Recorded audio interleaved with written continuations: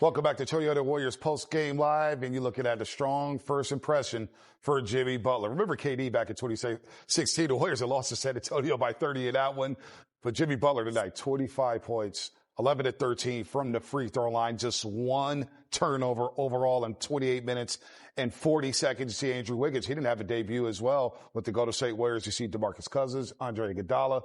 So Jimmy Butler definitely made his presence felt in his first game with the Golden State Warriors, getting to the free throw line. The Warriors blow away the Bulls in the second half, reversing a 24-point deficit and winning by 21. Let's break down how Jimmy did it tonight. He did everything, Bonta. You said getting to the free throw line, settling the Warriors down in the half court. Here's the opening play of the game, or the second play of the game. Here we thought it was a screen by Steph Curry, just a good read by Jimmy Butler. Maybe a horrible read by my boy Giddey here, but nonetheless. Great pass nice foul by Buddy Hield. And here's the athleticism of Jimmy Butler. Nice, easy bucket. Nothing better than getting easy buckets when you first come to a new team. I mean, we talk all the time about his attention that he garners. You got him right here on the block. You're not going to leave Jimmy Butler on the block because this right here is a mismatch. So here you go. Let it play. Jimmy reads, and he doesn't leave him. He just stays right there. They're on Jimmy the whole time because you know that's an offensive rebound. You'll see that later on come into play later in the game. Nice read by Moses Moody there. The guy did not want to get illegal D here. These are so many times have we seen late clock. Drop off to the big, baby. Baseline drive. Guy Santos maybe staying in the corner three there, but nice little great players operate in small spaces. Now, you don't box out Jimmy or Steph Curry. Great rebound by Steph, by the way. There you go. It feels so good to have the advantage when you go to the boards right here. And tonight, the Warriors' second chance points, unbelievable. Well, again, a young 35. He's really, really athletic. He's taking great care of himself athletically here. Loon gets vertical. Jimmy Butler gets the block out in transition. Little trip there. That was a take foul. But that third quarter, obviously, Steph dominated it. But for a debut, Jimmy Butler did everything you would want bring to the Warriors, mainly free throw shooting and operating inside the three-point line. How many times have we stood here? We didn't like the balance of attack offensively, right? Too many threes, not enough free throws. Tonight, Jimmy Butler took care of both those glaring needs for this Warriors team. And the Warriors Twitter account knows what's up, getting buckets up and slowing the game down, getting to the free throw line with 11 made free throws tonight. Jimmy Butler has the most free throws made in a Warriors debut in franchise history. He only attempted one three-point shot. So to your point about playing below the three-point line, playing in that mid-post on that block as he fell, 4 assists tonight, getting to the free throw line. But again, he takes care of the ball too. He has the ball in his hands a lot in the half court. The usage rate is high. Just one turnover. I think for the Warriors, coming into this game, the Warriors have struggled with points in the paint. We've talked a lot about the missing layups, and Jimmy Butler is going to help there. Yep. With his mid-range, you saw him finding Kevon Looney right there. I love the fact that the bigs are going to eat off of this. The fact that he can draw double teams and kick out to guys. And then the free throws.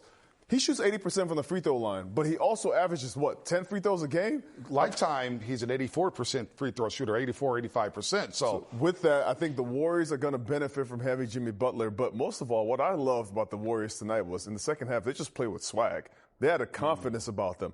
Defensively, getting stops, holding the Chicago Bulls to 17 points in the fourth quarter. These are all things that the Warriors can build on moving forward, especially on this tough road stretch ahead. And Bonta, I wouldn't say slowing the game down. They got 91 field goal attempts, 45 of 90, which is a good number for the Warriors, controlling the game. I thought they did a good job of keeping pace full court.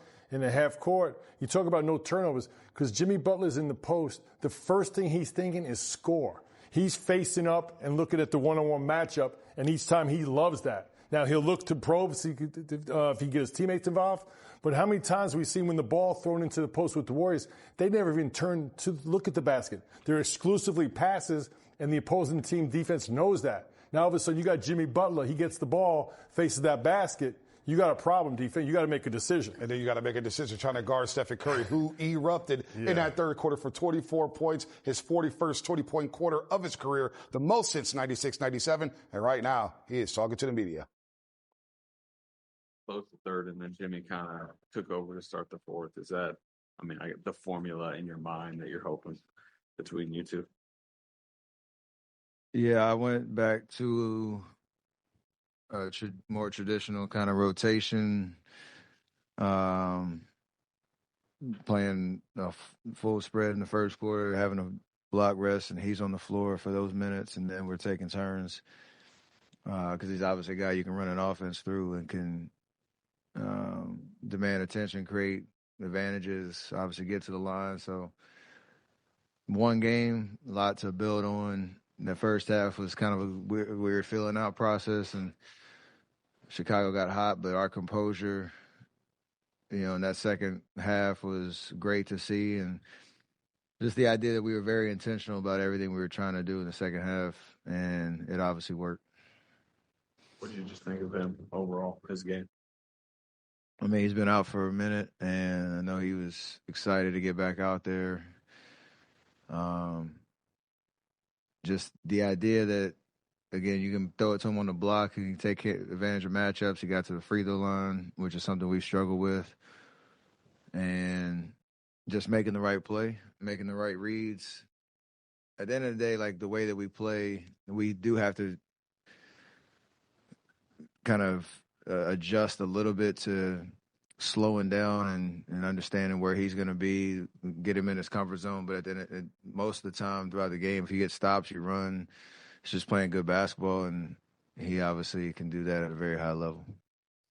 Describe Jimmy as a lion and that he kind of evokes confidence just with his presence. Did you feel that kind of thing just in his first game? Yeah, you play against him, like he's a guy that you have to worry about at all times. And he can dominate a game in a lot of different ways.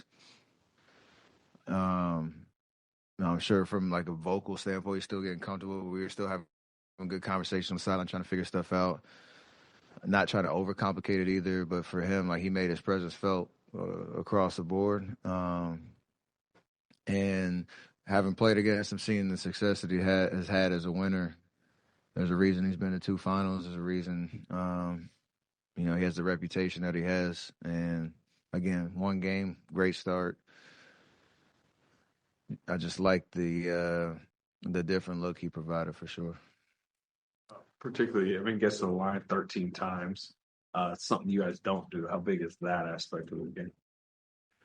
It's huge, and as we keep going, game by game, you'd hope to have a flurry like that where you open it up. But if the game's, possession here, possession there, the momentum's not going your way, like that should be able to help us. Whether he's either getting to the line or finishing in the paint, again, he draws attention. And so if we're decisive and organized, it's hard to kind of take away everything. And I think the idea that he's like the exact opposite player of me, which is kind of funny. Like, I'm shooting 16 threes. He shot 1, got to the free throw line a lot. He's dominating the paint. I'm dominating the outside and the perimeter. Guys working around us has a potential to be really, really fun. All right, let's break down Brandin Podziemski. He's going to be an afterthought. It's going to be a little footnote in the box score, but he had a solid game. Off the bench, 16 points, 7 of 11 from the floor, 2 of 5 from 3, 7 assists, 5 rebounds. And Malik, you asked me to look up his numbers since he's been back after missing 12 games with an abdominal injury. 8 games since he's returned, shooting nearly 50% from the floor, nearly 40% from 3, 14, 5, and 4. He's been very solid since his return from injury. And he told us that the game has slowed down by just watching. Well, the game has slowed down.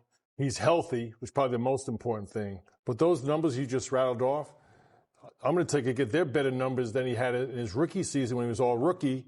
So his health, and it's not going to be an afterthought moving forward, Bonte. Yeah. If he plays like this, all of a sudden, this, it has such a huge impact because the bench will be solidified, and that's what they're looking for now is consistency.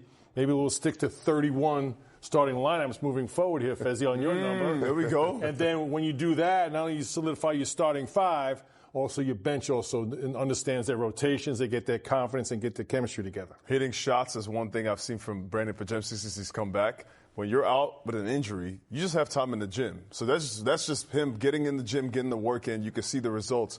But 7 assists for him tonight is him being a playmaker. When Steph is off the floor, Poz comes into the game, and he's playmaking. He's giving Steph just talked about how he's going back to the regular rotation where he's off the floor after the first quarter, and he gets a little rest more than before. His lineup and his rotation got messed up before because they were trying to get Steph in with more offensive firepower. But now you have Jimmy Butler that in those minutes when Steph is not in the game, Jimmy's looking at Steph saying, Steph just said, Jimmy's creating space for me.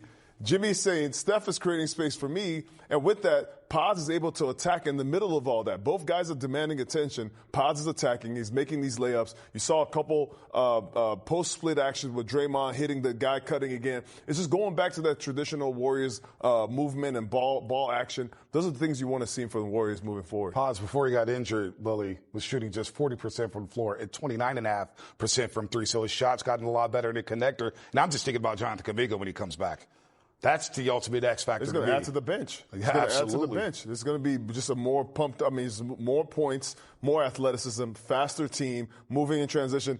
I need this fast break numbers to change. So Jonathan Kuminga, come back with some speed to get some fast break points. Because right now, the Warriors, that's the one part of their game they need to change moving forward. Let's get Coach Willie fired up here as we take a look at our River Rock Daily Jackpot. Brandin Podziemski, of course, has been named to the Rising Stars Challenge due to Cason Wallace being injured. So he's going to play for Coach Tim Hardaway, who had a number 2 overall pick in the draft. If you look at the odds to win the Rising Stars game at All-Star Weekend, and Team Mitch Richmond. Of course, Mitch had the number 1 overall pick, took Amen Thompson. He's the odds-on favorite to win it. Bully, they're sleeping on you and your roster. Well, who did the odds? I want to know. Oh, straight from Vegas. Straight from Vegas. Yeah, they obviously don't know much. Oh, come on, Bully. Come on, Bully. Hey, look, I got ultimate respect for Mitch, Tim, and Jeremy Lin, but there's only one team playing on Sunday. We know that. Are you going to take that graphic and show your team? Like, hey, you guys are being counted out? So you guys are waiting until after All-Star break to break out your money? Put your money on Team Mully right now. Let's go. Okay. You know what I'm saying? You heard that smack talk? If you have any confidence in your teammate, let's go. All right. Show that graphic to Keontae George. Who else you got on the roster? Stephon Castle. Zach Edey. TJ back to the Lakers. Back to the Lakers. He's going to be happy now. That's a burst of energy in itself. Let's hear from Pods, who had a solid night out in Chicago. Type of, beyond just, obviously 25 points, what type of presence did Jimmy kind of give you guys? Two-way player that, plays hard on both sides of the ball. Just another high IQ guy out there. Thinks the game similar to me and Draymond and how we see it. So it was good to just, being the first time we're with him, just to kind of pick his brain, see what he likes. And I think it worked out for us, especially in the second half. When you say he thinks the game's similar to you and Draymond, what do you mean by that? I think our ability to just read what's going on the floor, both with what we have out there as a lineup, but also what the team is, what the defense is trying to throw at us. And so we saw some things that we liked, some matchups we liked, and we got Jimmy the ball a bunch in the post and kind of let him do his thing. So I think that, and then, in the timeouts, me, Dre, and Jimmy were talking a lot, and a lot of the same kind of words were coming out of all three of our mouths. And so you just kind of see just from the jump, we think alike. You guys line 13 times. I mean, it's something you guys don't do. How big is that? I think it's big, and I think also when JK comes back, he gets to the line a bunch. And so, it puts a presence, and I think those games where we lose the game, like the Utah game, like for me, if I get fouled on a ball that got stripped from me, that kind of calms the crowd and lets us set our defense. And so I think it helps us, especially late game, if we're close, if we're up 3 and we need a bucket or something like that, and the crowd's really into it. I think him getting to the free throw line, being able to make 2 shots, and then us being able to set up our defense. I think that's really where it helps. Jimmy, a lion out there, the force of presence he has. How do you feel his presence when you're out there? Yeah, I think, like I said, the two-way guy that we feel confident for him on offense against any matchup and defensively on any matchup. And so just, his presence out there, you can feel it as another guy out there. And so, I think when he's out there, good things happen for us as a group. And I know the last, few days have been emotional, obviously, but does it feel like almost like this fresh start for this final 30-game stretch? I wouldn't say a fresh start. I think it's new. It's different. We're all adapting to what Jimmy brings, and Jimmy's adapting to what we bring. And I think it's always good when you can win the first game. It's good stuff to talk about. But I think there's so much that we can improve on as a collective whole, and helping Jimmy be the best version of Jimmy. And so I think it's a good start. We have another opportunity in Milwaukee to do so. And, yeah. Cool. Thanks. All right, coming up on the other side, the highlight zone. There was plenty to choose from tonight, including that man, number 30, Stephen Curry, plus a trade gets reset.